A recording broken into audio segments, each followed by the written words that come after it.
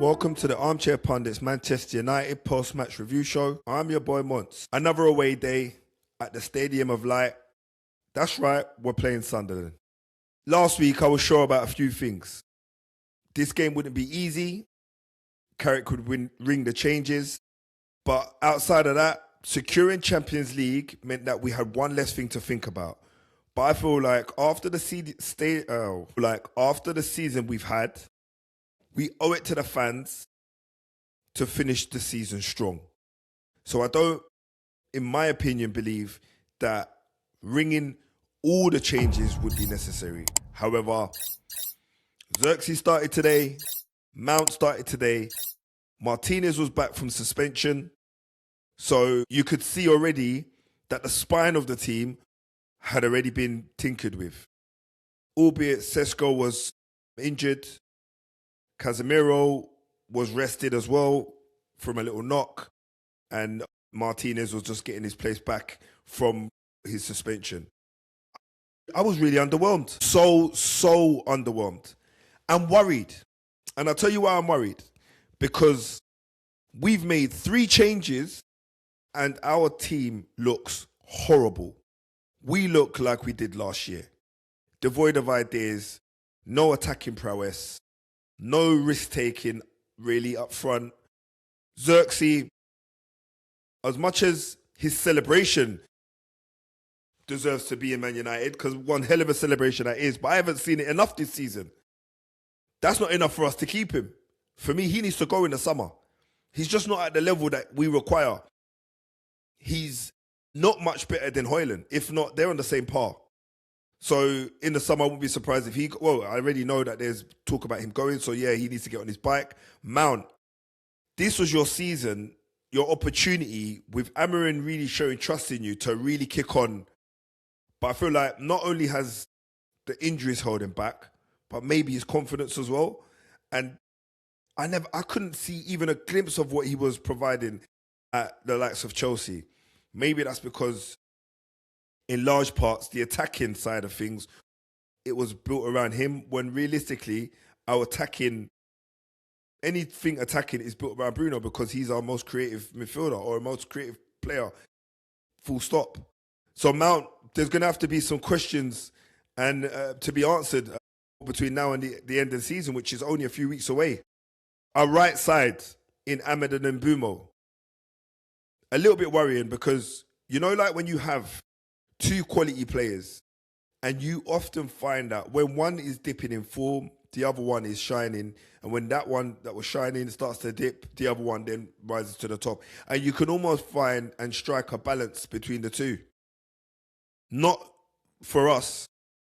I feel like Ahmed and Mbumo have both struck a run of form that doesn't reflect their quality at all. And that in itself is worrying. Yes, you could argue that they can play in multiple positions, but they need to be effective in the positions that they're the best at, and they're just not at the minute. Yeah, it was worrying. I mean, you got to ask yourself, we're away at Sunderland, and it takes us up until the 93rd minute to get a shot on target. Like, it's beyond me. Last week's performance and this week's performance is just like night and day. Like 2 different teams entirely.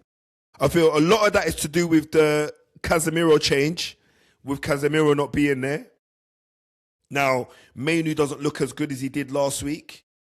Bruno still looks good, but not as good as he did last week. They don't look as effective in a game as they have done in weeks gone by. You can see that, Casemiro is almost a linchpin. He's normally almost a tie that puts everything together. You can't look to Ugarte and say to yourself, he's going to give us that. That ain't happening. Ugarte has not got the skill level at all to even look at, or, smell Casemiro's boots. So in the summer, when we're talking about the Tonales of the world, Tucumenes and, Beliebers, I understand why. We need someone that is going to be able to protect the back 4, but also give the 8 and the 10 a license to just do anything they want going forward. And someone that can pick a pass. Mount, for me, was maybe supposed to play that position, or maybe Mainu took Casemiro's position and then Mount was trying to do what Mainu's been doing, but it wasn't working. It didn't work, in fact. The game ended 0-0, and United could have easily been pumped 3 or 4-0. There was some real good interchange from Sunderland. Some 1-2s around 3 or 4 of our defensive midfielders and our defenders, pulling us out of position to the point where the strikers had 2 or 3 one-on-one opportunities, and also having sighters at goal where Lammens had to get his hands to nearly all of them. 1 or 2 crept around the post, but Lammens he was the difference today. Lammens was the difference maker today. He was my man of the match, because without him in between them sticks today, United would have been thumped 2-3, 4-0 easily, because there were some real good chances from Sunderland. Then they should have done better, in honesty. I think the performance from United demonstrated a few things. We can't go next year into Champions League with this exact squad. Nah. There needs to be some sort of overhaul. We need to be ringing in some real favours to some of the teams that we know that we've got links with. And if we have to get a loan or two, we do that. But we definitely need to look at reinforcing that midfield. We need another decent number 9. Yes, Chido, Obi, he's a good striker. But for me, he still hasn't shown it in the first team.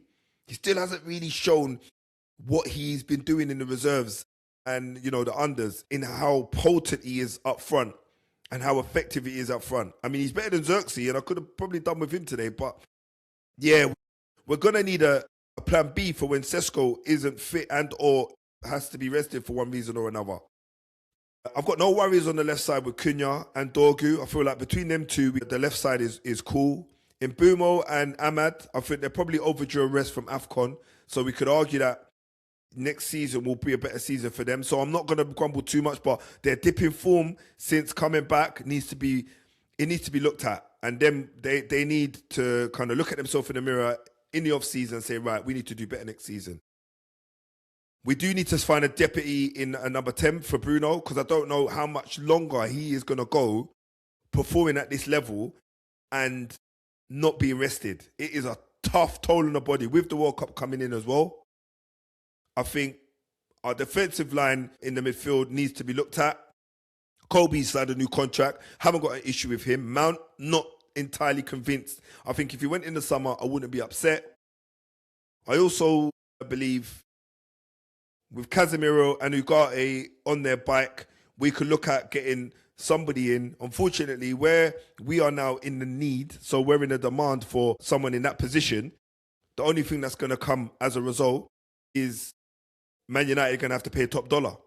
So where we were looking at 100 mil for Baliba, arguably, he probably hasn't performed since that time at the best level. So we hopefully can go in and get him for less if need be. But Tonali also is a very close contender, and he's been performing. So maybe we are looking at, 80 mil for our defensive midfielder. Our back line, maybe right side.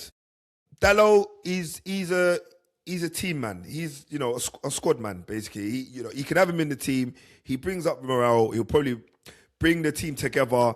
And I know you don't want someone in your squad just for that, but he could also deliver some real killer blows in terms of delivering the ball in the box. And defensively, he's okay, but I don't really believe he shouldn't be our number 1 right back. We got plenty of replacements for the 2 centre backs, so I'm not worried about that. And on the left side with Shaw, maybe we could pick up a left back so that Dorgu ain't having to do left back next season. Lammens, by in there, we need a better deputy than him, because for me, he's no good as a number 2. But Lammens, you can't move him. He shall not be moved. Now, I know this is probably a little bit of a change to what I'm used to doing from weeks gone by in terms of giving you a full match review on how I feel the match went. But I'm having to go through the squad because we need depth. Ineos needs to put their hand in their pocket. They need to provide us a budget for the summer, and we need an overhaul. We need at least 4 or 5 players to really put ourselves in a good position to not embarrass ourselves when we go into the Champions League next season. That is the most important thing that's going to happen. Do we wait until the World Cup's done and the players that we're looking at perform really well and we then end up paying maybe 30, 40% more than what we would do if we bought them early? No, we don't wait. We get them now.